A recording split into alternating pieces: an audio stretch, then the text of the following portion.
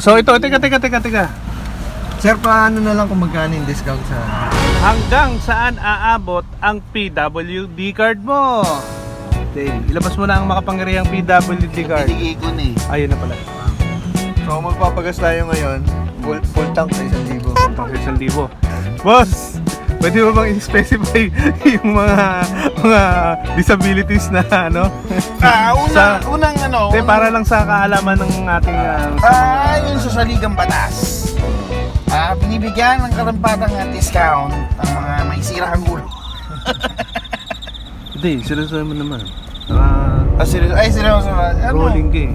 Rolling. Yung may physical na disability. Halimbawa, pilay. Boss, pakinisir rin yung gulong. Putol yung limbs mo. Or Bungi. bungi.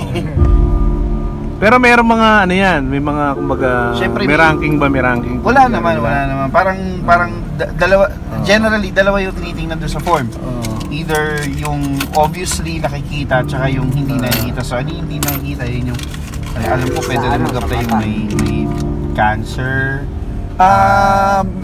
Erectile dysfunction si Tom.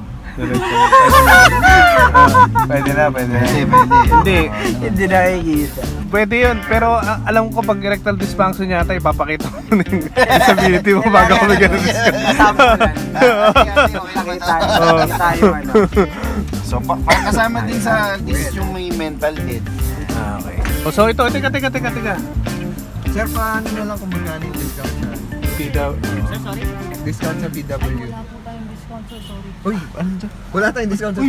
Walang discount sa PWD. Walang discount sa PWD. Bakit? Bakit naman? Meron sa gas 5%. Bakit wala? Negative. Nalungkot ka ba? Nalungkot ako na. Nalungkot ka, Mr. Hindi, ikaw alam ko. Mr. PWD. Mr. PWD.